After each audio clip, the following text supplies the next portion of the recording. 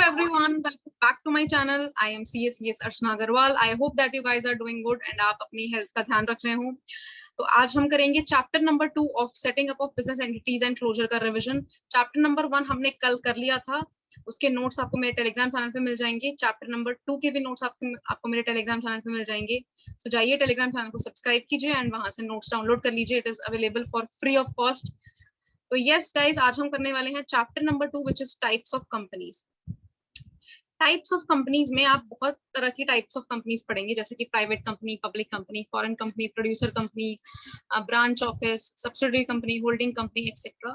इन सब के हम मीनिंग्स देखेंगे और इन सब के क्या फीचर्स हैं, क्या इनके प्रोविजंस हैं कंपनीज एक्ट 2013 में, हम इसके बारे में बात करेंगे। ठीक है, तो सबसे पहले जो सबसे बेसिक टाइप्स ऑफ कंपनीज जो आती है वो है प्राइवेट कंपनीज, पब्लिक कंपनीज और 1% कंपनीज। 1% कंपनीज में एक ही पर्सन मेंबर होता है। जैसे कि सोल प्रोप्राइटरशिप और कंपनी होती है, उन दोनों का को अगर हम मिला दें, उन दोनों के बेनिफिट्स को अगर हम ले लें तो 1% कंपनी फॉर्म की जा सकती है। It is also formed as a private limited company. Private limited company की तरह ही फॉर्म की जाती है। ठीक है, classification of companies on the basis of incorporation. Incorporation में हम देखेंगे स्टैच्यूटरी कंपनी है, रजिस्टर्ड कंपनी है और अनरजिस्टर्ड कंपनी है। स्टैच्यूटरी कंपनी में इट सेज कि it is incorporated by way of special act of parliament और स्टेट लेजिस्लेचर। इसमें कंपनीज एक्ट 2013 नहीं लगता है। इसके एग्जांपल्स हैं आरबीआई हो गए, life insurance corporation of India हो गए एक्सेट्रा। तो स्टैच्यूटरी कंपनीज में कंपनीज एक्ट 2013 नहीं लगता है। अच्छा, जहां पे मैंने सीए 2013 लिखा है, इसका मतलब कंपनीज एक्ट 2013 है। वैसे तो आप लोगों को पता होगा, बट स्टिल मैं क्लैरिफाई कर दूं। इसका मतलब सीए जो प्रोफेशन है उससे रिलेटेड नहीं है। ये CA 2013 is companies act 2013। Now registered company. Registered company होती है incorporated under the companies act 2013। जो कंपनीज एक्ट 2013 में इनकॉर्पोरेट होती है उसको हम रजिस्टर्ड कंपनी बोलते हैं। सर्टिफिकेट ऑफ इनकॉर्पोरेशन ग्रांट किया जाता है इन कंपनीज को बाय द रजिस्ट्रार, जो भी रिस्पेक्टिव स्टेट के। ठीक है, अनरजिस्टर्ड कंपनी कौन सी होती है? It is not registered under companies act 2013। जैसे कि पार्टनरशिप फर्म हो गए, रेलवे कंपनीज हो गए अंडर एक्ट ऑफ पार्लियामेंट और अदर इंडियन लॉ। तो ये on the basis of incorporation हमने पढ़ ली 3 types: statutory company, registered company, unregistered company. और next is classification of companies on the basis of liability. हम लायबिलिटी के बेसिस पे किस तरह से उसको क्लासिफाई कर सकते हैं? तो लायबिलिटी के बेसिस में हम 3 तरह से उसे क्लासिफाई कर सकते हैं। Unlimited companies, company limited by guarantee and committee and companies limited by shares. Unlimited companies में आता है वो कंपनीज आती हैं उसमें मेंबर्स की लायबिलिटी अनलिमिटेड होती है। इसका मतलब ये है कि अगर बिजनेस में लॉस हो गया, कंपनी में लॉस हो गया या कोई नुकसान हो गया, तो मेंबर्स को अपना पर्सनल एसेट्स भी लाने पड़ सकते हैं, पर्सनल सेविंग्स भी लानी पड़ सकती है। पर कंपनीज लिमिटेड बाय गारंटी और शेयर्स में मेंबर्स की लायबिलिटी लिमिटेड होती है, उनको अपने पर्सनल एसेट्स लाने नहीं पड़ते। Now we will discuss forms of companies in detail। हम इसमें सारी कंपनीज जितनी भी है, private company, public company, 1% company, Nidhi company, आपकी holding company, subsidiary company, branch company, foreign company, सब कंपनीज हम डिटेल में पढ़ेंगे। तो सबसे पहले है प्राइवेट कंपनीज। प्राइवेट कंपनीज है section 2 clause 68 of companies act 2013 में इसको डिफाइन किया गया है। इसकी डेफिनेशन है companies having minimum paid up share capital as may be prescribed and which by its articles restricts the right to transfer its shares, limits members to 200। Private companies में आप transfer नहीं कर सकते शेयर्स, और इसके जो members होते हैं, मैक्सिमम मेंबर्स होते हैं 200। एक्सेप्शन है ओपीसी, क्योंकि ओपीसी में तो 1 मेंबर ही होगा। प्रोवाइडेड जो 2 मेंबर्स हैं, 2 या 2 से ज्यादा मेंबर्स जो जॉइंटली शेयर होल्ड कर रहे हैं, कोई एक शेयर ही, कोई जॉइंटली 2 या 2 से ज्यादा लोग होल्ड कर रहे हैं, तो वो काउंट होगा सिंगल मेंबर। 200 की डेफिनेशन के लिए अगर हम 200 मेंबर्स कैसे कैलकुलेट करेंगे, उसमें 2 और 2 से ज्यादा जो लोग हैं जो शेयर्स जॉइंटली होल्ड कर रहे हैं, एक ही पर्सन, बहुत सारे पर्सन हैं पर एक शेयर को वो जॉइंटली होल्ड कर रहे हैं, तो उसको हम सिंगल मेंबर मानेंगे। और 200 मेंबर्स की काउंटिंग में हम पास्ट और प्रेजेंट एम्प्लॉयज को काउंट नहीं करेंगे। तो प्राइवेट कंपनीज होती हैं वो कंपनीज जिसका minimum paid up share capital होता है as may be prescribed and which by its articles restricts the right to transfer its shares, limits members to 200 exception OPC. Provided जहां पे 2 या 2 से ज्यादा पर्संस जॉइंटली होल्ड कर रहे हैं वो एक ही पर्सन माने जाएंगे। और 200 एम्प्लॉयज की डेफिनेशन में पास्ट और प्रेजेंट मेंबर्स काउंट नहीं होंगे।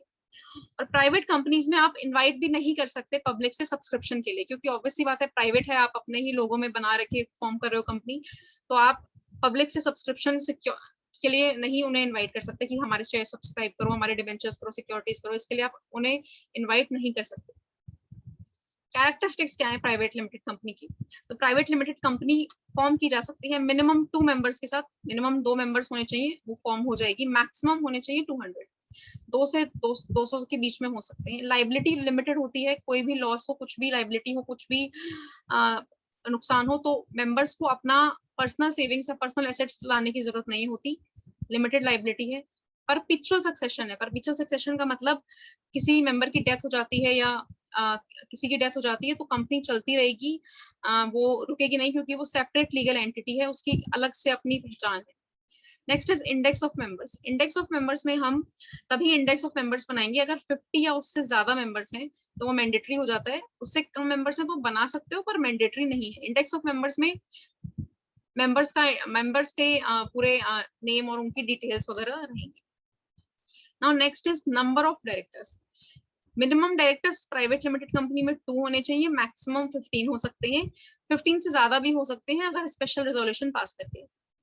Paid up capital, minimum capital की रिक्वायरमेंट नहीं होती क्योंकि प्राइवेट लिमिटेड कंपनी है। Prospectus no need to issue, क्योंकि पब्लिक से आप सब्सक्राइब के लिए मंगा ही नहीं रहे हो, आप सब्सक्रिप्शन के लिए पब्लिक से इनवाइट ही नहीं कर रहे हो शेयर से सिक्योरिटीज, तो प्रोस्पेक्टस इशू करने की भी आपको जरूरत नहीं है अगर प्राइवेट लिमिटेड कंपनी है। प्राइवेट लिमिटेड कंपनी के नेम में आखिर में प्राइवेट लिमिटेड होना चाहिए। फॉर एग्जाम्पल एबीसी कंपनी है तो एबीसी प्राइवेट लिमिटेड, तो नेम ऐसे होना चाहिए कि लास्ट में प्राइवेट लिमिटेड मेंशन होना चाहिए। सो कैरेक्टरिस्टिक्स एक बार दोबारा देख लेते हैं। मेंबर्स 2 होने चाहिए, मैक्सिमम 200। लाइबिलिटी लिमिटेड होती है मेंबर्स की। परपेचुअल सक्सेशन है क्योंकि सेपरेट लीगल एंटिटी है। इंडेक्स ऑफ मेंबर्स 50 और मोर मेंबर्स है तो मैंडेटरी है। Number of directors, minimum directors 2 होने चाहिए, मैक्सिमम 15 हो सकते हैं, 15 से ज्यादा भी हो सकते हैं अगर स्पेशल रेजोल्यूशन पास किया जाए। Paid up capital, minimum paid up capital requirement की जरूरत नहीं होती। प्रोस्पेक्टस, पब्लिक से शेयर प्रोस्पेक्टस इशू करने की जरूरत नहीं है क्योंकि आप पब्लिक से इनवाइट नहीं कर रहे हो सब्सक्रिप्शन के लिए। नेम में आपके लास्ट में प्राइवेट लिमिटेड मस्ट है। अब प्रोसेस क्या होता है इनकॉर्पोरेशन का प्राइवेट कंपनी? तो सबसे पहले हमें अप्लाई करना होता है नेम अप्रूवल के लिए, एमसीए वेबसाइट पे लॉग इन करना होता है, वहां पे डिटेल्स सारी डालनी होती है, क्या टाइप ऑफ कंपनीज है, क्या डील करती है, all of that details attach करने होते हैं, डॉक्यूमेंट्स फाइल्स सबमिट करना होता है फॉर्म ऑन एमसीए वेबसाइट, और validity of reserve name. Preparation of documents for incorporation of company. कौन कौन से डॉक्यूमेंट्स बनाने की जरूरत हमें पड़ती है इनकॉर्पोरेशन के लिए फॉर इनकॉर्पोरेशन ऑफ कंपनी? तो INC 9 आप बनाएंगे, declaration by first subscriber and directors. जो भी सबसे पहले सब्सक्राइबर्स और डायरेक्टर्स होंगे वो डिक्लेरेशन देंगे INC 9 फॉर्म में। DIR 2 बनाएंगे आप, declaration form for first directors along with copy of proof of identity and residential address. इसमें फर्स्ट डायरेक्टर्स डिक्लेयर करेंगे, डिक्लेरेशन देंगे और अपना प्रूफ ऑफ आइडेंटिटी भी अटैच करेंगे और रेजिडेंशियल एड्रेस का प्रूफ अटैच करेंगे। NOC from owner of property, proof of office address, copy of utility bills should not be older than 2 months, 2 months से कम के होने चाहिए. If subscribers directors don't have DIN, it is mandatory to attach proof of identity and residential address of subscribers. अगर subscribers और directors के पास DIN नहीं है उस समय अप्लाई करते टाइम, तो mandatory हो जाता है proof of identity and residential address attach करना. All subscribers should have digital signature. सबके पास DSC होना चाहिए, ठीक है. फिर उसके बाद हम करेंगे information fill INC 32 spice plus form में, पार्ट ए और पार्ट बी में, सॉरी पार्ट बी में, पार्ट ए तो हमने ऑलरेडी कर दिए। Preparation of MOA and AOA करेंगे, मेमोरेंडम ऑफ एसोसिएशन बनाएंगे, आर्टिकल्स ऑफ एसोसिएशन बनाएंगे, MOA INC 33, AOA INC 34। Electronic भी हो सकता है, फिजिकल भी हो सकता है। फिल डिटेल्स करेंगे पैन या टैन की, फिल डिटेल करेंगे GST की, इंपोर्ट एक्सपोर्ट कोड की, एजाइल प्रो अगर आपको लेना है तो। सबमिशन ऑफ INC 32, 33, 34 करेंगे, agile pro on MCA, certificate of incorporation फिर आपको मिल जाएगा ये सारी प्रोसेस होने के बाद। अब फीचर्स देख लेते हैं स्पाइस प्लस INC 32 फॉर्म के फीचर्स क्या है। तो इंटीग्रेटेड वेब फॉर्म होता है ये INC 32। इसमें 2 पार्ट्स हैं। पार्ट ए है for name reservation for new company, जिसमें आप नेम रिजर्व कर सकते हो। और कोई भी नई कंपनी आप इंकॉर्पोरेट कर रहे हो और उसके लिए चाहते हो कि मुझे उसका नाम ये रखना है, और उसने टाइम में अगर मान लो किसी और ने अप्लाई करके वो नाम रिजर्व कर ले, इसलिए आप रिजर्व कर सकते हो नाम उसको अप्लाई करके। सेकेंड पार्ट बी में आता है आपका ऑफरिंग बुके ऑफ सर्विसेज। इसमें बहुत सारी सर्विसेज ऑफर होती है, जैसे कि इनकॉर्पोरेशन, डिन allotment, mandatory issue of pan, mandatory issue of tan, mandatory issue of EPFO registration, mandatory issue of ESIC registration, mandatory issue of professional tax registration, mandatory opening of bank account for company के लिए bank account mandatory हो जाएगा, उसका separate खुद का bank account होना चाहिए। Allotment of GST। Now maximum details of subscriber 7 होनी चाहिए, और अगर इससे ज्यादा है तो फिजिकली साइन करना होगा, MOA और AOA, और अटैच करना होगा। मैक्सिमम डायरेक्टर्स की डिटेल्स हो सकती है 20। Maximum 3 directors allowed for filing application of allotment of डिन while incorporating company. Applying PAN, TAN compulsory for all fresh incorporation applications, can also apply for name. Now precaution कौन सा ध्यान में रखने हैं प्रोफेशनल्स को while incorporating company? Obtain engagement letter from subscribers. Subscriber से हमें engagement letter obtain करना है DIR 12 और INC 32 में। Verification of original records pertaining to registered office. Verify करने सारे records relating to registered office. Ensure करने कि सारे अटैचमेंट्स वो क्लियर रीड होने चाहिए, मतलब कुछ भी उनमें ऐसा नहीं हो कि अनक्लियर हो या फिर क्लैरिटी नहीं हो। इंश्योर करना चाहिए रजिस्टर्ड ऑफिस की फंक्शनिंग की, रजिस्टर्ड ऑफिस ढंग से फंक्शन कर रहा हो। Take declaration to effect that original documents handed over after incorporation. Privileges and exemptions of private company. तो कुछ एग्जेम्पशंस हैं प्राइवेट कंपनी को, ऐसे तो बहुत सारी, बट यहाँ पे मैंने थोड़ी इंक्लूड करी कि आप थोड़ी मतलब इतनी 6-7 ही लर्न कर लोगे तो इनफ है, क्योंकि एग्जाम्स में तो कम ही आंसर करनी पड़ेगी। वैसे आपके मॉड्यूल में बहुत ज्यादा है, अगर आप चाहो तो वो पढ़ सकते हो। तो प्रिविलेजेस क्या है कि आप कैश फ्लो स्टेटमेंट आप नहीं चाहो तो नहीं प्रिपेयर करो, आपको कोई कंपलसरी नहीं है। रिलेटेड पार्टी ट्रांजैक्शन सेक्शन 188 में जो बॉडी कॉर्पोरेट वाला क्लॉज है, सेक्शन 2 क्लॉज 76 सब क्लॉज 8 में वो अप्लाई नहीं होगा इसमें। Section 43 kinds of share capital and section 47 voting rights apply नहीं होगा प्राइवेट कंपनीज में जहां पे MOA और AOA आता है। Section 160 for directorship deposit of 1 lakh not required. Section 162 single resolution भी पास कर सकते हो, अगर आपको एक से ज्यादा डायरेक्टर अपॉइंट करना है तो एक सिंगल रिजोल्यूशन में ही आप एक से ज्यादा डायरेक्टर्स के लिए अपॉइंट कर सकते हो। सेक्शन 180 में SR is not required by BOD to exercise their powers.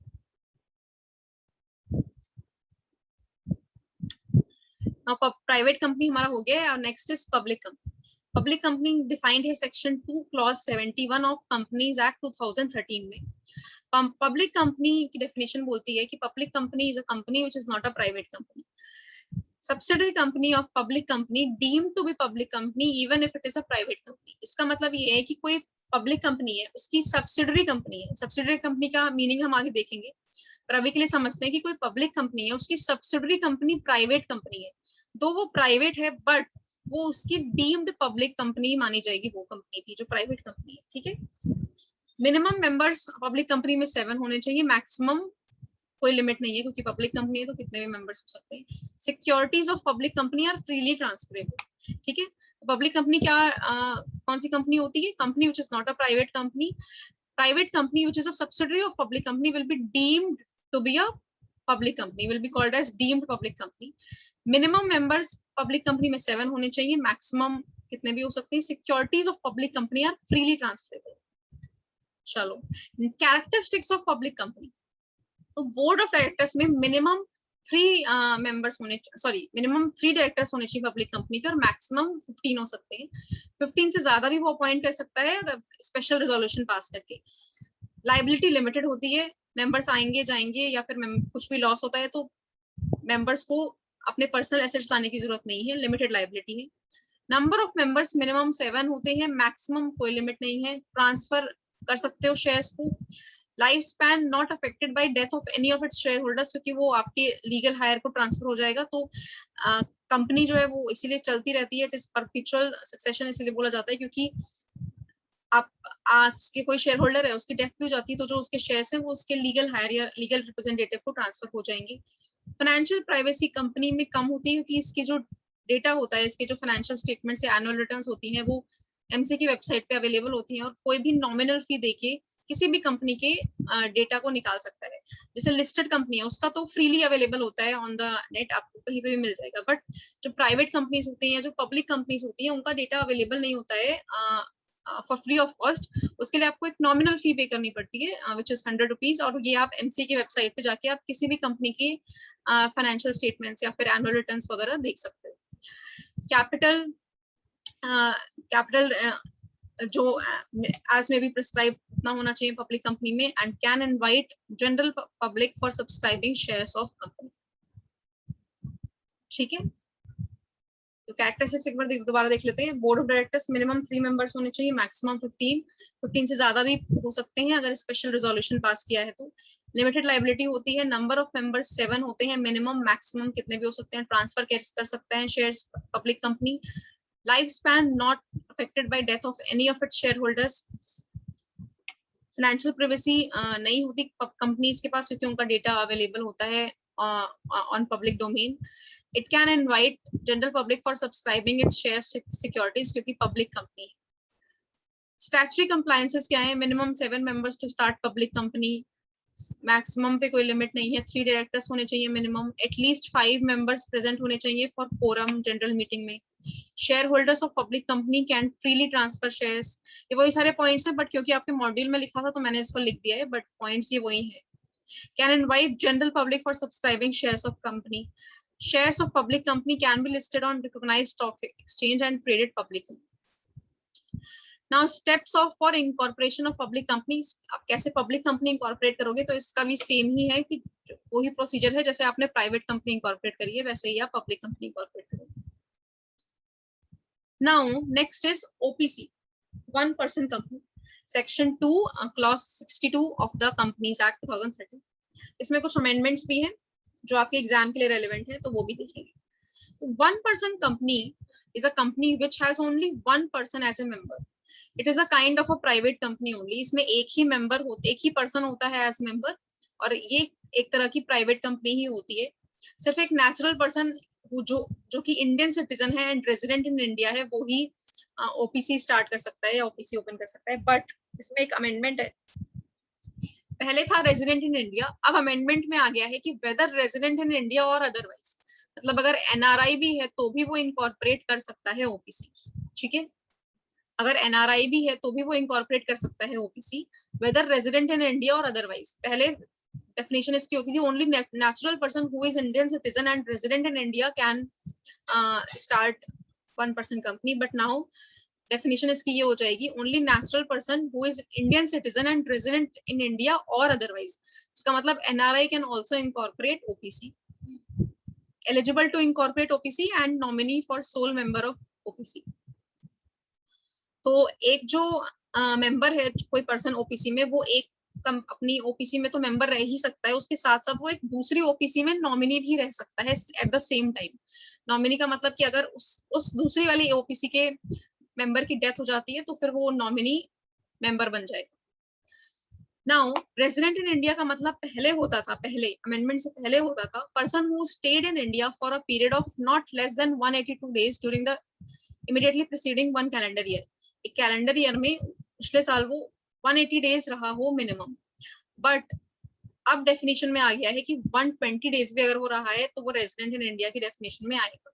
ये अमेंडमेंट है, ये दो ही अमेंडमेंट्स है इस डेफिनेशन में कि वेदर रेजिडेंट इन इंडिया की जगह वेदर रेजिडेंट इन इंडिया और अदरवाइज आ गया है, और 182 डेज की जगह 120 डेज आ गया। नाउ जैसे हमने डिस्कस किया है कि एक पर्सन जो है वो एक, सपोज मैं हूँ, मैंने एक अपनी ओपीसी बनाई है, मैं उसमें मेंबर हूँ, और मैं एक दूसरी ओपीसी जो है उसमें मैं नॉमिनी हूँ, तो उस जो ओपीसी ये तो मैं कर सकती हूँ कि मैं एक ओपीसी में मैं मेंबर हूँ और दूसरी ओपीसी में मैं नॉमिनी हूँ, ये वैलिड है। नाउ जो दूसरी ओपीसी है, सपोज उसके जो मेंबर की डेथ हो जाती है तो मैं नॉमिनी हूँ तो मैं मेंबर बन गई, तो मैं एट द सेम टाइम अपने दो ओपीसी की मेंबर बन गई। तो अब मुझे क्या करना होगा, मुझे अब नेक्स्ट 6 मंथ्स में, विद इन 6 मंथ्स मुझे ये डिसाइड करना पड़ेगा कि मुझे कौन सी ओपीसी में मेंबरशिप अपनी कंटिन्यू रखनी है, मुझे कौन से ओपीसी का मेंबर बने रहना है। अगर मैं चाहूँ तो अपनी वाली जो मैंने मेरी मेन जिसमें मैं चल रही थी वो भी चूज कर सकती हूँ, और नहीं तो मैं जो जिसमें मैं मेंबर बन गई थी, नॉमिनी थी पहले, मैं वो भी चूज कर सकती हूँ। पर मैं एक टाइम पे एक ही कंपनी में मेंबर रह सकती हूँ, और एक टाइम पे एक ही कंपनी में मेंबर रह सकती हूँ और एक ही में नॉमिनी रह सकती हूँ, दो में नहीं रह सकती नॉमिनी, और दो में मेंबर भी नहीं सकती। और अगर दो में मेंबर हूँ एक टाइम पे, तो मुझे 6 महीने के अंदर डिसाइड करना पड़ेगा उस दिन से कि मैं किस में मेंबर बने रहना चाहती हूँ। क्लियर है? यही लिखा है सेकंड और थर्ड पॉइंट में कि natural person can be a member of only one OPC at any point of time and set person shall not be a nominee of more than one OPC. एक time पे मैं एक ही OPC में member रह सकती हूँ और एक ही ओपीसी में नॉमिनी रह सकती हूँ। एक से ज्यादा ओपीसी में मेंबर भी नहीं रह सकती और नॉमिनी भी नहीं रह सकती। If person being member of OPC becomes member of another OPC in which he was nominee, decide करना पड़ेगा उसे कि within 6 months कि वो किसमें बने रहना चाहता है मेंबर। जैसे कि मैंने आपको एग्जांपल दिया कि मैं दूसरी वाली ओपीसी में मेंबर बन गई, तो मुझे 6 मंथ्स में डिसाइड करना पड़ेगा कि मैं कौन सी ओपीसी में मेंबर बने रहना चाहती हूँ। ठीक है, एक ही चूज कर सकती हूँ। Now minor can not be a member और nominee of OPC. Minor member नहीं हो सकता ओपीसी का और नॉमिनी भी नहीं हो सकता, ना ही वो होल्ड कर सकता है शेयर विद बेनिफिशियल इंटरेस्ट। तो ओपीसी जो है वो सेक्शन 8 कंपनी की तरह इंकॉर्पोरेट नहीं हो सकती, ना ही वो सेक्शन 8 कंपनी में कन्वर्ट हो सकती है। OPC can not B incorporated और converted into companies under section 8 of the act. OPC can not carry out non-banking financial investment activities including investment in securities of any body corporate। OPC convert भी नहीं हो सकती with in 2 years unless उसके जो paid up share capital है वो 50 लाख से ज्यादा है या एवरेज टर्नओवर पिछले 3 सालों का 2 करोड़ से ज्यादा है। इसमें भी अमेंडमेंट है, अब वो कभी भी कन्वर्ट हो सकती है किसी भी time without meeting paid up share capital and turnover criteria. ये क्राइटेरिया पहले होता था बट अब अमेंडमेंट आ चुका है। अब अमेंडमेंट के बाद ओपीसी कभी भी कन्वर्ट हो सकती है और कोई उसे क्राइटेरिया फॉलो नहीं करना है कि पेड अप शेयर कैपिटल इतना होना चाहिए या इतने तक होना चाहिए, इससे एक्सीड कर जाना चाहिए टर्नओवर, ये कोई भी क्राइटेरिया फॉलो नहीं करना। कॉन्ट्रैक्ट बाय ओपीसी, ये आप खुद देख सकते हैं, ये छोटा टॉपिक है, हम आगे चलते हैं। प्रिविलेजेस क्या है ओपीसी के? तो प्रिविलेजेस ये है कि उसको कैश फ्लो स्टेटमेंट बनाने की जरूरत नहीं है, उसे financial assistance can be taken by member from OPC for purchase of और subscribing to own shares, annual return to be signed by company secretary, और अगर कंपनी सेक्रेटरी नहीं है तो डायरेक्टर साइन कर सकता है। मतलब टीसीएस को साइन करने की जरूरत नहीं है, प्रैक्टिसिंग कंपनी सेक्रेटरी अगर नहीं भी साइन करे तो सीएस साइन कर सकता है, और अगर सीएस भी नहीं है तो डायरेक्टर साइन कर सकता है। नीड नॉट होल्ड एजीएम, उसको एजीएम होल्ड करने की जरूरत नहीं है, एजीएम पे रिपोर्ट बनाने की जरूरत नहीं है। सेक्शन 98, 100, 111 अप्लाई नहीं होते ओपीसी पे। फाइनेंशियल स्टेटमेंट्स और board report can be signed by only one director, उसको एक से ज्यादा डायरेक्टर रखने की जरूरत नहीं है अपने बोर्ड में, वो एक ही मीटिंग होल्ड कर सकता है in each half of calendar year, और गैप ज्यादा नहीं होना चाहिए, गैप कम नहीं होना चाहिए 90 डेज से, मिनिमम 90 डेज का गैप होना चाहिए उसमें, उन मीटिंग्स में। अगर एक ही डायरेक्टर है तो सेक्शन 173 और 174 अप्लाई नहीं होता, और contract of employment with managing और W full time director does not apply to OPC. तो क्या प्रिविलेजेस है, एक बार दोबारा देख लेते हैं। Need not prepare cash flow statement, financial assistance can be taken by member for from OPC for purchase of और subscribing to own shares, annual return to be signed by CS, और अगर CS नहीं है तो director sign कर सकता है, TCS को साइन करने की जरूरत नहीं है। Need not hold AGM, AGM पे उसे एजीएम होल्ड करने की जरूरत नहीं है और एजीएम पे रिपोर्ट बनाने की जरूरत नहीं है। सेक्शन 98, 100, 111 अप्लाई नहीं करता ओपीसी पे। Financial statements and board report can be signed only by one director. It need not have more than one director on its board. वो एक ही मीटिंग होल्ड करेगा each half of calendar year में, और इन दोनों meetings में जो gap होना चाहिए वो 90 डेज से कम का नहीं होना चाहिए। अगर एक ही डायरेक्टर है तो सेक्शन 173 और 174 अप्लाई नहीं करता है। Contract of employment with managing और WTD does not apply to OPC. Clear? Now benefits क्या है ओपीसी के? तो बेनिफिट्स ये है कि इसमें इंडिविजुअल एंटरप्रेन्योर्स को बहुत सारे बेनिफिट्स हैं। अगर कोई सिंगल पर्सन एक एंटिटी बनाना चाहता है, फॉर्म ऑफ बिजनेस ऑर्गेनाइजेशन बनाना चाहता है, तो वो ओपीसी क्रिएट कर सकता है, क्योंकि सोल प्रोप्राइटरशिप में इतने बेनिफिट्स नहीं होते और कंपनी नहीं है वो, पर ओपीसी में आपको कंपनी के बेनिफिट्स भी मिल जाते हैं और एक सिंगल हैंडेडली बिजनेस को हैंडल करने के भी बेनिफिट्स मिल जाते हैं, इसलिए ओपीसी एग्जिस्टेंस में आया। It gives individual entrepreneurs all the benefits of company credit, bank loans, access to market, limited liability and legal protection. Provides tremendous opportunities for small businessmen. Small businessmen को tremendous opportunities provide करता है क्योंकि वो अपने ही सहूलियत के हिसाब से OPC शुरू कर सकते हैं, उन्हें किसी और के साथ शुरू करने की जरूरत नहीं है, जो भी प्रॉफिट्स होंगे वो उनके होंगे. लेसर कंप्लायंस है फाइलिंग रिटर्न्स में, बैलेंस शीट में, ऑडिट्स में. Boost confidence of small entrepreneurs. Now next is Nidhi companies. Nidhi companies defined है section 406 of Companies Act 2013 में. Nidhi companies को निधि भी बोला जाता है, mutual benefit society भी बोला जाता है. It means a company which CG may by notification and official gazette declare to be निधि और mutual benefit society. निधि का ऑब्जेक्ट क्या होता है, किस ऑब्जेक्ट के लिए फॉर्म की जाती है? तो it is formed for the object of cultivating habit of thrift and saving, ताकि लोग बचाएं और सेव करें अमंगस्ट इट्स मेंबर्स. जो जिन मेंबर्स के लिए वो फॉर्म हुई है उनमें वो हैबिट डेवलप की जाए ताकि वो सेव कर पाए. Receiving deposits from and lending to its members only for mutual benefit. तो निधि कंपनी क्या करेगी, अपने मेंबर्स से रिसीव करेगी डिपॉजिट्स, उन्हें लेंड भी करेगी और इन सब में वो देखेगी कि सबका बेनिफिट हो, म्यूचुअल बेनिफिट हो और सबकी ग्रोथ हो, सब पैसे बचाएं, सेव करें, सब सारे जो मेंबर्स हैं निधि कंपनीज के.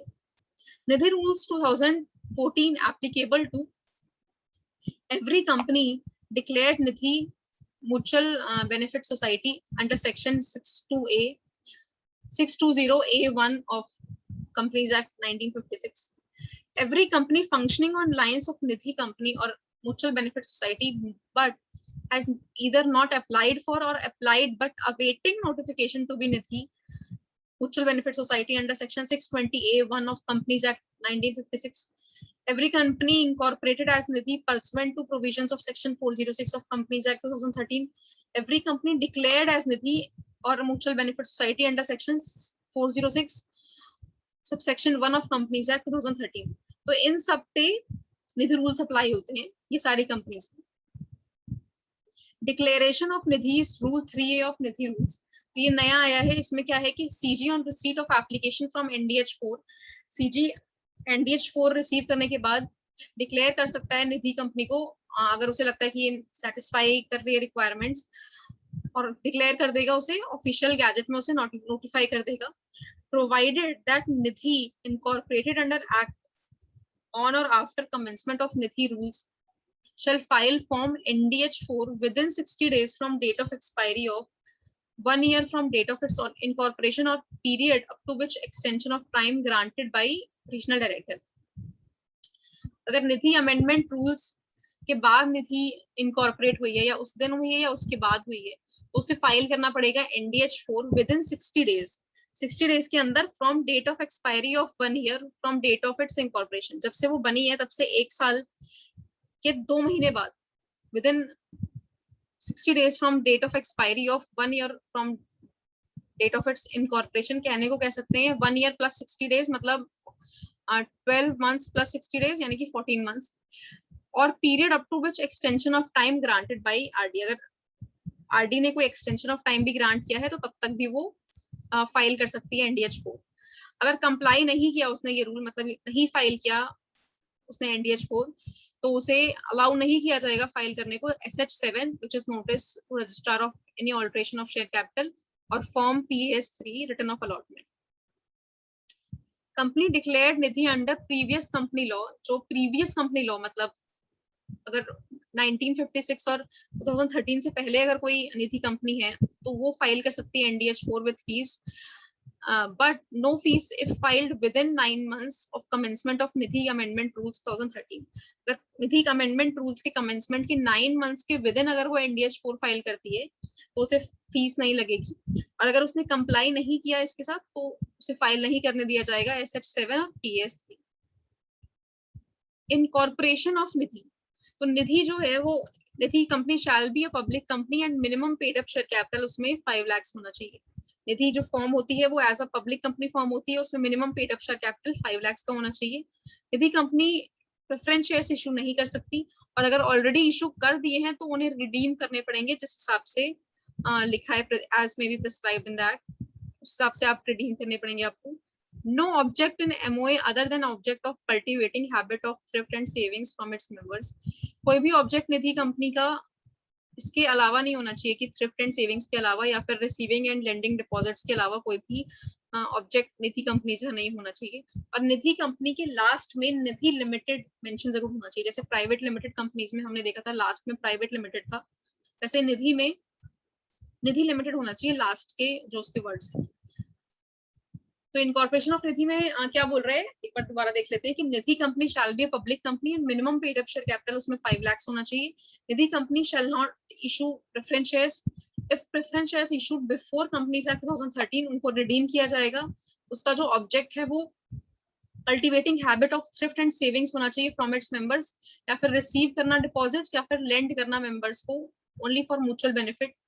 एवरी निधि कंपनी के जो लास्ट वर्ड्स हैं वो होने चाहिए निधि लिमिटेड। रिक्वायरमेंट्स क्या है for minimum number of members and net owned fund.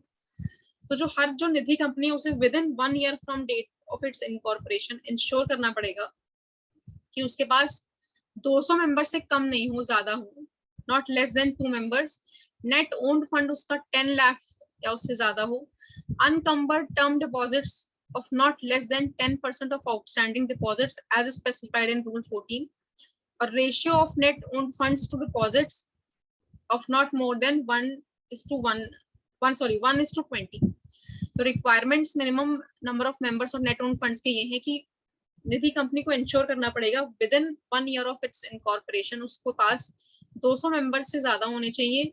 Net owned fund 10 lakh से उससे ज्यादा होना चाहिए। अनकम्बर्ड टर्म डिपॉजिट्स होने चाहिए 10% ऑफ आउटस्टैंडिंग डिपॉजिट्स, और ratio of net owned funds to deposits होना चाहिए 1:20।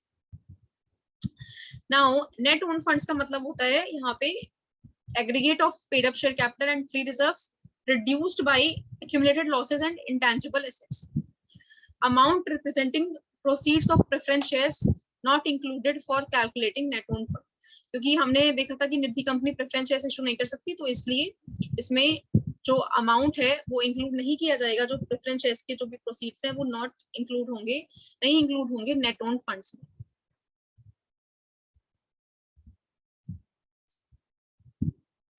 अगर ये सारी कंडीशंस जो है ये सेटिस्फाई नहीं हुई विद इन 30 डेज तो अप्लाई करना पड़ेगा for from close of first financial year apply to RD in form NDH2, और आरडी एक्सटेंड कर सकता है आपका जो टाइम है up to 1 year from date receipt of application. Return of statutory compliances by Nidhi company within 90 days from close of first financial year after its incorporation and where applicable second financial year, निधि को file करने हैं अपने statutory compliances NDH1 में fees के साथ with a registrar duly certified by PCS, PCA और PCWO। restrictions क्या हैं निधि कंपनीज पे? निधि कंपनी क्या क्या काम नहीं कर सकती? निधि कंपनी चिट फंड बिजनेस नहीं कर सकती, हायर परचेज फाइनेंस नहीं कर सकती, लीज फाइनेंस नहीं कर सकती, इंश्योरेंस, एक्विजिशन ऑफ सिक्योरिटीज ये सब वो नहीं कर सकती। इशू नहीं कर सकती preference shares, debentures, other debt instrument by any name और फॉर्म।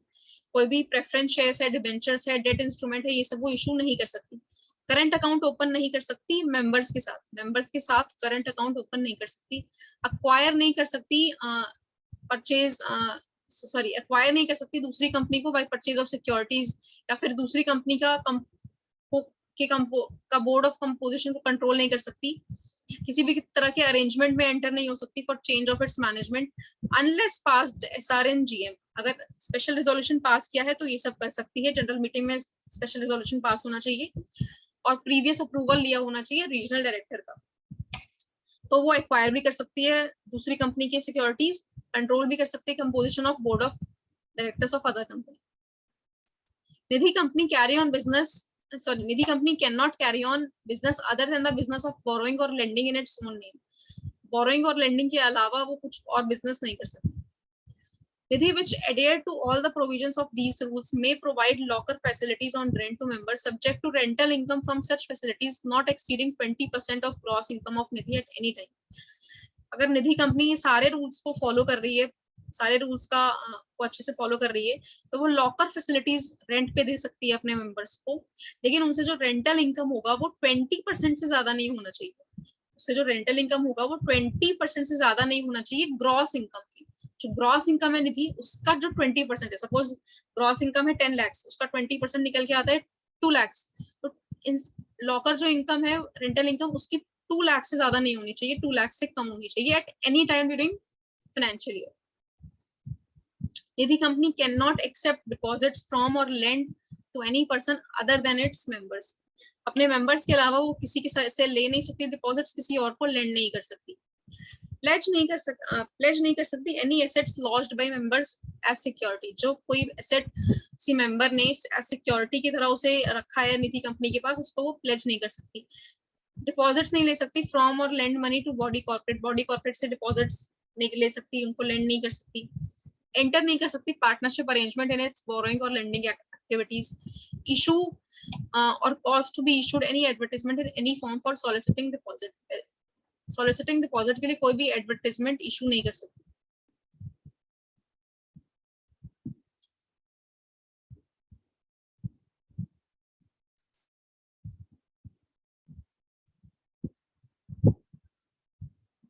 तो क्या क्या नहीं कर सकती निधि, एक बार दोबारा देख लेते हैं. चिट फंड नहीं कर सकती, हायर परचेज फाइनेंस नहीं कर सकती, लीजिंग फाइनेंस नहीं कर सकती, इंश्योरेंस नहीं कर सकती, एक्विजिशन ऑफ सिक्योरिटीज नहीं कर सकती, इशू नहीं कर सकती preference shares, debentures, other debt instrument, open नहीं कर सकती current account with its members, acquire एक दूसरी कंपनी को एक्वायर नहीं कर सकती, या उसका जो बोर्ड ऑफ कंपोजिशन है उसको कंट्रोल नहीं कर सकती, बोर्ड ऑफ डायरेक्टर्स है उनको कंट्रोल नहीं कर सकती. लेकिन कर सकती है अगर स्पेशल रिजोल्यूशन पास किया जाए जनरल मीटिंग में और रीजनल डायरेक्टर का अप्रूवल लिया जाए. कैरी ऑन नहीं कर सकती business other than the business of borrowing और lending in its own name. Accept कर सकती है एक्सेप्ट नहीं कर सकती डिपॉजिट्स फ्रॉम और lend to any person other than its members. Pledge नहीं कर सकती कोई भी एसेट जो मेंबर ने एज सिक्योरिटी वहां पे रखा है निधि कंपनी के पास. डिपॉजिट्स नहीं ले सकती, लेंड नहीं कर सकती money to any body corporate, enter into any partnership arrangement in its borrowing or lending activities, issue or cause to be issued any advertisement in any form for soliciting deposit. Share capital and allotment. Every nidhi to issue fully paid up equity share of nominal value of not less than 10 rupees each. Her company को fully paid up equity share of nominal value issue करना है, not less than 10 rupees each. No service charge for issue of shares, कोई भी service charge नहीं लगेगा issue करने के लिए शेयर्स. और हर कंपनी जो अलॉट करेगी ईच डिपॉजिट होल्डर को एटलीस्ट मिनिमम करेगी 10 इक्विटी शेयर्स और shares equivalent to 100. At least minimum 10 equity shares allot करेगी एक मेंबर को और एक डिपॉजिट होल्डर को, और या फिर equivalent to 100 rupees. Savings account holder and recurring deposit holder to hold at least one equity share of ₹10.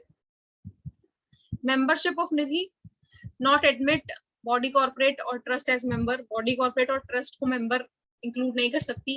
Ensure membership not reduced to less than 200 members at any time. किसी भी time पे membership जो है उसके members की 200 से कम नहीं होनी चाहिए. याद है हमने पढ़ा था कि एक साल में उसे 200 members करने हैं, तो उसके बाद 200 मेंबर से कम उसकी लिमिट नहीं हो सकती किसी भी टाइम. और माइनर को एडमिट नहीं कर सकते एज मेंबर ऑफ निधि.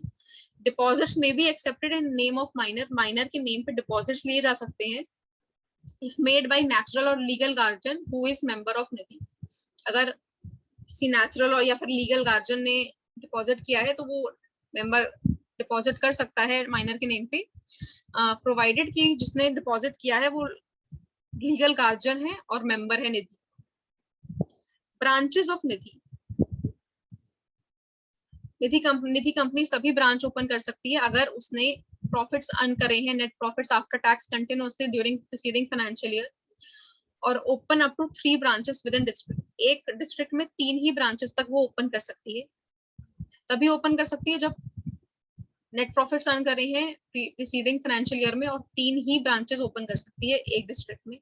अगर 3 से ज्यादा ओपन करना चाहती है विद इन डिस्ट्रिक्ट और एनी ब्रांच आउटसाइड डिस्ट्रिक्ट तो उसे परमिशन लेनी पड़ेगी आरडी की, और इंटीमेट करना पड़ेगा रजिस्ट्रार को about opening of every branch 30 days के अंदर. अगर 3 से ज्यादा ओपन करना चाहती है वो ब्रांचेस एक डिस्ट्रिक्ट में या फिर एक ही ब्रांच में आउटसाइड डिस्ट्रिक्ट, तो उसे परमिशन लेनी होगी आरडी की, और उसे रजिस्ट्रार को इंटीमेट करना होगा with in 30 days of opening new branch. Nidhi to not open branches or collection centers or offices or deposit centers outside state where RO situated.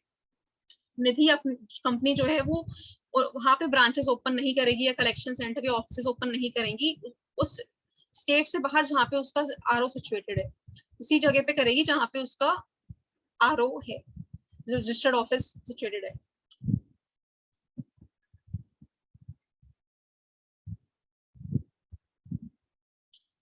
Branches open नहीं कर सकती, अपने ऑफिसेज ओपन नहीं कर सकती जब तक उसने फाइनेंशियल स्टेटमेंट्स और annual returns up to date file नहीं करे हैं रजिस्ट्रार के साथ। कोई भी ब्रांच क्लोज करने से पहले वो पब्लिश करेगी एडवर्टाइजमेंट न्यूज़पेपर में वर्नाकुलर लैंग्वेज में, where carries on business at least 30 days prior to such closure, informing public about such closure. Fix करेगी कॉपी ऑफ एडवर्टाइजमेंट और notice about closure of branch on notice board of Nidhi for at least 30 days तक publish करेगी notice, और give और intimation देगी registrar को within 30 days of closure.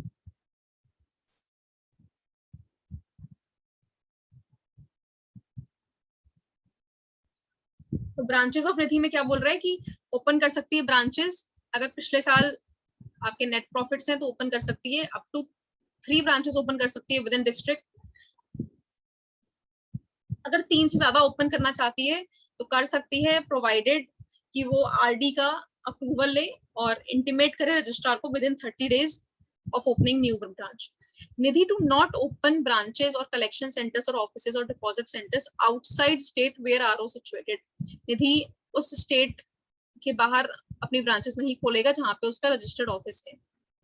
Not open branches और collection centres, वो तब तक ओपन नहीं करेगा ब्रांचेस और कलेक्शन सेंटर्स या फिर ऑफिसेज जब तक वो सारे अपने फाइनेंशियल स्टेटमेंट्स या फिर एनुअल रिटर्न फाइल नहीं कर देता रजिस्ट्रार के साथ। क्लोज करने से पहले वो एडवर्टाइजमेंट देगा वर्नाकुलर लैंग्वेज में पेपर न्यूज़पेपर में, और फिक्स करेगा वो एडवर्टाइजमेंट या फिर नोटिस को on the board of Nidhi for at least 30 days from date of advertisement. Acceptance of deposits, तो एक्सेप्टेंस ऑफ डिपॉजिट जो निधि करेगा उसका क्या रिक्वायरमेंट होना चाहिए देख लेते हैं। अगर एफडीज हैं, फिक्स डिपॉजिट है, तो मिनिमम 6 मंथ्स के लिए होनी चाहिए और मैक्सिमम 60 मंथ्स के लिए। मिनिमम 6 मंथ्स के लिए, मैक्सिमम 60 मंथ्स के लिए। अगर रिकरिंग डिपॉजिट है, आरडी है, तो मिनिमम 12 मंथ्स के लिए होनी चाहिए, मैक्सिमम 60 मंथ्स के लिए होनी चाहिए। मैक्सिमम बैलेंस सेविंग्स अकाउंट में eight any time qualifying for interest shall not exceed 1 lakh at any point of time, और जो उस पर रेट होगा वो 2% से ज्यादा नहीं होगा above the rate of interest payable on savings bank account by nationalised bank. जो नेशनलाइज्ड बैंक अकाउंट, जो सेविंग्स बैंक अकाउंट पे इंटरेस्ट देता है, उसका सपोज 3% देता है सपोज, तो उससे उसके 2% से एक्सीड से उससे 2% एक्सीड से ज्यादा नहीं करेगा, मतलब 5 तक हो सकता है, उससे ज्यादा नहीं होगा। तो rate shall not exceed 2% above rate of interest payable on savings bank account by nationalized bank. Interest on FD RD not exceeding maximum rate of interest by RBI. तो FD और RD पे जो इंटरेस्ट रेट होगा वो RBI से exceed नहीं करेगा, जो RBI ने प्रिस्क्राइब किया है मैक्सिमम रेट, उससे एक्सीड नहीं करेगा।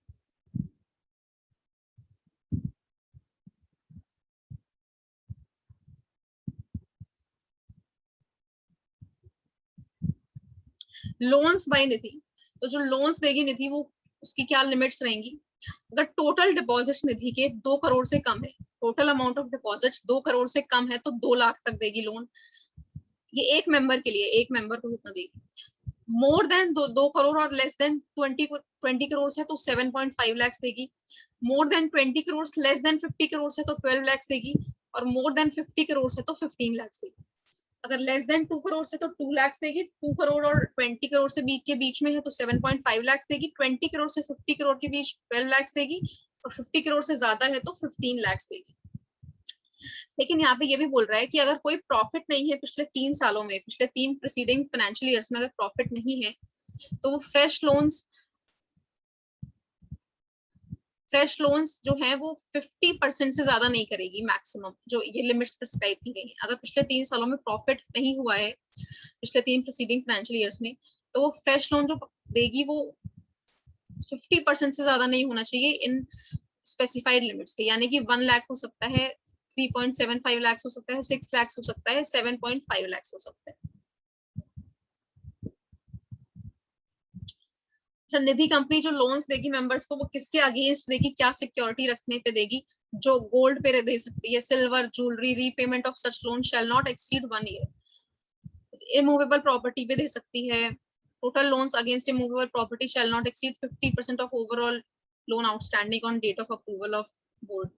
FD receipts पे दे सकती है, national saving certificate, other government securities, इन सब पे वो लोन दे सकती है. डायरेक्टर्स कौन होंगे निधि कंपनी में? तो डायरेक्टर जो है वो मेंबर्स ही होते हैं निधि कंपनी के. टर्म उनका हो सकता है up to 10 consecutive years. Reappointment में आफ्टर 2 इयर्स एक्सपायरी के बाद वो अपॉइंट दोबारा हो सकते हैं.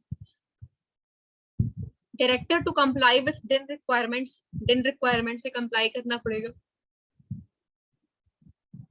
Not eligible to be director if, इसमें वो सारी कंपनीज एक्ट की पॉइंट्स हैं जो आप अपने ऑलरेडी पढ़े होंगे, पर स्टिल एक बार देख लेते हैं. अगर वो डायरेक्टर नहीं बन सकता अगर वो अनसाउंड माइंड का है और डिक्लेयर्ड है by competent court, undischarged insolvent है, applied to be adjudicated as insolvent and application pending, convicted by court of any offense whether involving moral turpitude and sentenced in respect thereof to imprisonment for not less than 6 months and 5 years elapsed नहीं हुए हैं वहां से. Order disqualifying him for appointment as director passed by court or tribunal. Convicted of offense dealing with related party transactions under section 188 at any time during last preceding 5 years. Not paid calls in respect of shares of company whether alone jointly and 6 months elapsed from last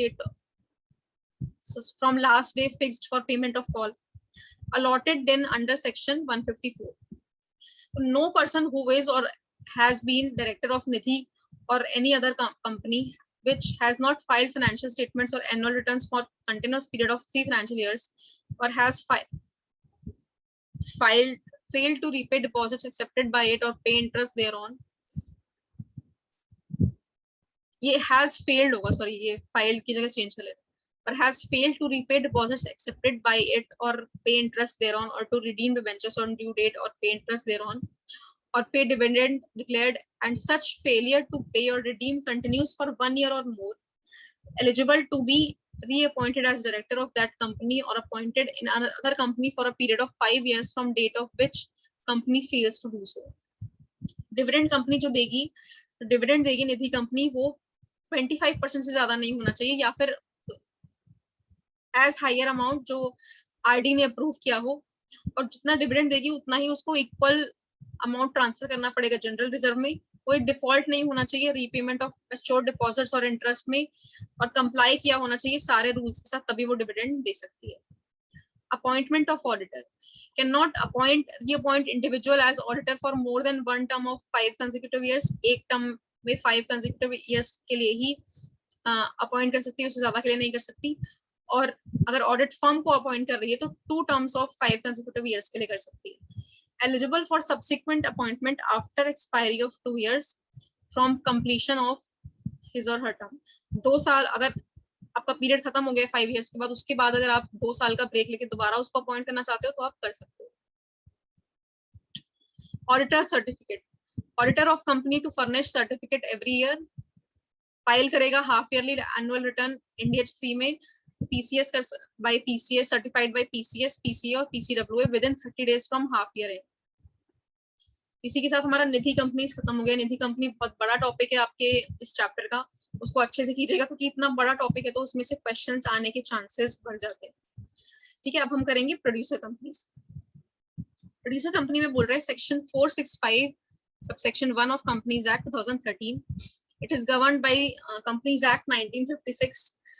Membership of producer companies, such people who themselves are primary producers, activity by which some agricultural produce is produced by primary producer. Objects क्या होते हैं producer company के? Production, harvesting, procurement, grading, pooling, handling, marketing, selling, export of primary produce, processing including reserving, drying, brewing, canning, packaging of produce of members, manufacturing, sale, supply of machinery, equipment or consumables mainly to members, providing education, rendering technical services, consultancy services, training, research and development and all activities for promotion of interest to members, insurance of producers, promoting techniques of mutuality and mutual assistance, welfare measures, any other activity ancillary to above. Now next is foreign companies, section 2 clause 42 of Companies Act 2013. Foreign company बोलता है, foreign company means a company or a body corporate incorporated outside India.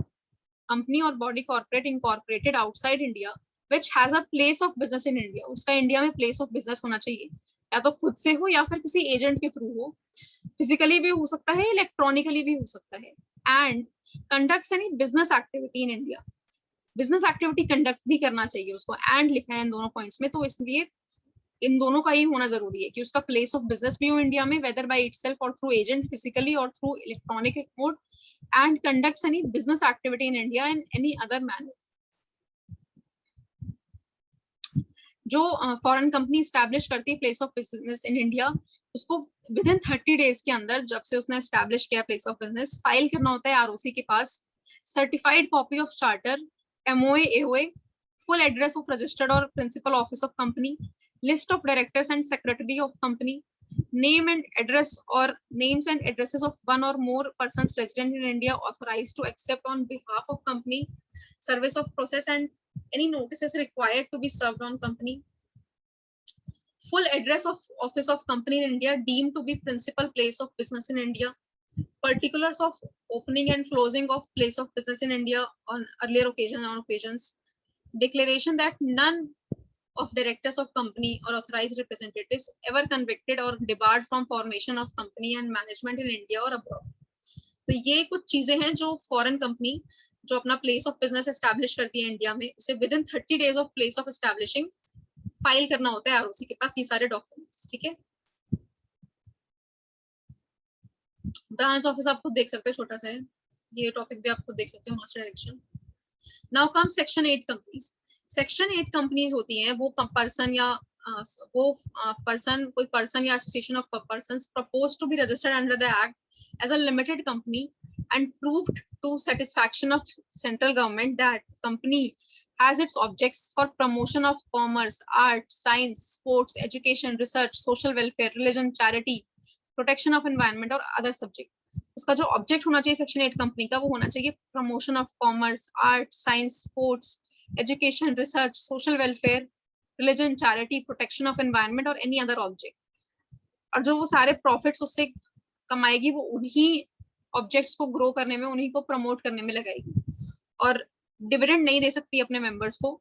Intends to prohibit payment of any dividend to its members. Such person or association of person may be allowed to be registered as limited company without addition to its name of word limited or private limited by CG by issuing license and by prescribing specified condition. Now section 8 company cannot be unlimited company.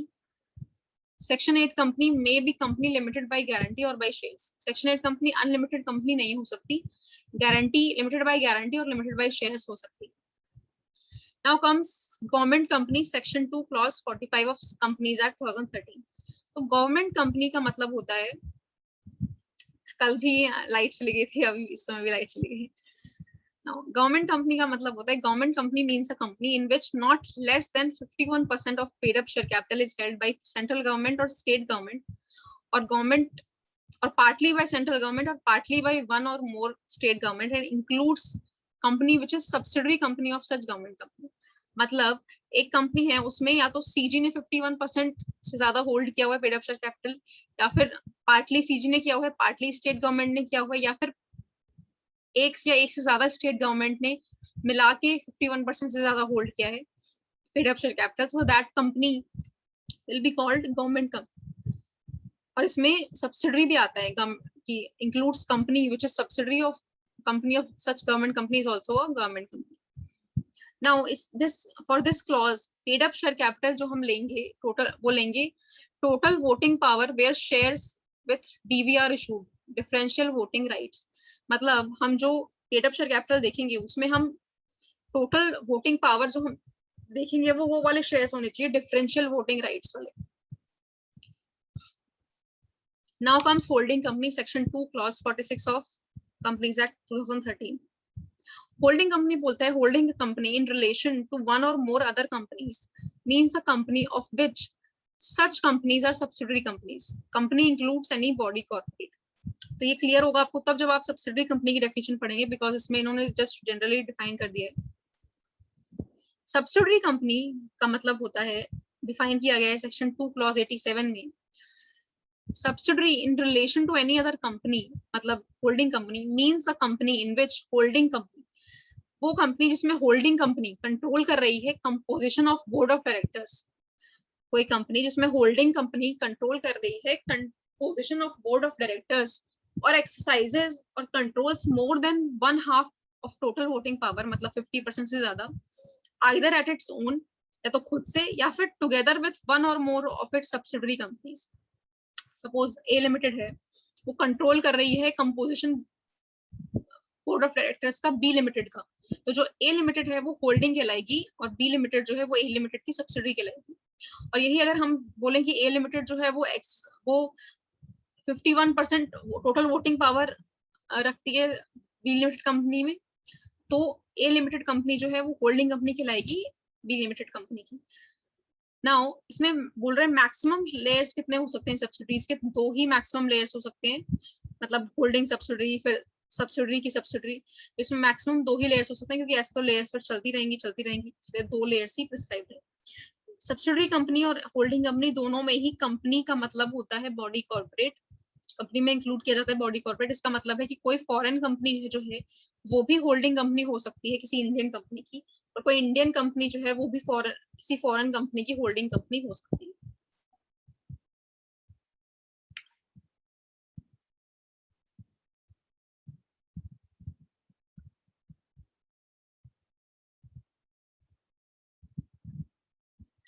Body corporate की definition देख लेते हैं। Body corporate और corporation includes company incorporated outside India but does not include cooperative society registered under any law relating to cooperative societies, any other body corporate which CG may notify.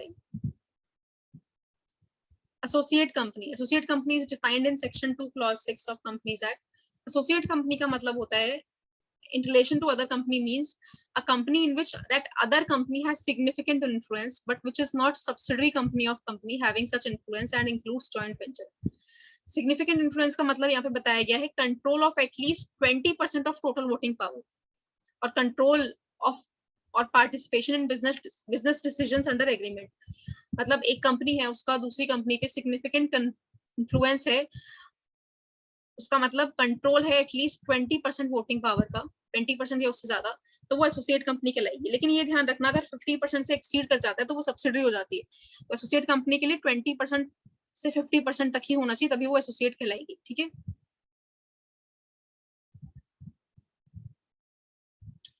Investment company कौन सी होती है? Investment company includes a company whose principal business is acquisition of shares, debentures or other securities, and company will be deemed to be principally engaged in business of acquisition of shares, debentures or other securities if its assets in form of investment in shares, debentures or other securities constitute not less than 50% of its total assets, or if its income derived from investment business constitutes not less than 50% as proportion of its gross income.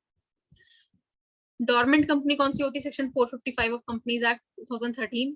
Dormant company includes a company which is formed and registered under the act for future project or to hold an asset or intellectual property and which has not been carrying on any business or operation or has not made any significant accounting transactions during last 2 financial years or has not filed financial statements and annual returns during last 2 financial years. NBFC registered हो सकती है 1956 में भी, 2013 में भी companies act की। Engage in business of loans, advances, acquisition of shares, stocks, bonds, debentures, securities issued by government or local authority or other marketable securities of a like nature, but does not include any institution whose principal business is that of agricultural activity, industrial activity, purchase or sale of any goods, construction of immovable property. और listed company का मतलब होता है, listed company means a company which has any of its securities listed on any recognised stock exchange. Small company होती है वो company other than a public company. Small company public company नहीं होती है। Small company means a company other than a public company. इसमें भी amendment है। Paid up share capital of which does not exceed 50 lakhs और such higher amount as may be prescribed which shall not be more than 10 crore. ये पहले होता था, अब amendment हो गया 50 लाख की जगह 2 crore. Paid up share capital उसका 2 करोड़ से ज्यादा नहीं होना चाहिए। पर टर्नओवर पहले होता था कि टर्नओवर उसका होना चाहिए 2 करोड़ तक, पर अब अमेंडमेंट में आ गया है 20 करोड़ तक होना चाहिए। अमेंडमेंट 20 करोड़ तक हो सकता है स्मॉल कंपनी का टर्नओवर। स्मॉल कंपनी क्लॉज नहीं लगेगा किन किन कंपनीज में, होल्डिंग कंपनी, सब्सिडरी कंपनीज में, मतलब ये कंपनीज स्मॉल कंपनीज नहीं होती हैं। Company registered under section 8 companies, company और body corporated governed by any special act, ठीक है। Holding company, subsidiary company, section 8 companies, company और body corporate governed by any special act, इन पे नहीं लगेगा स्मॉल कंपनी का प्रोविजन।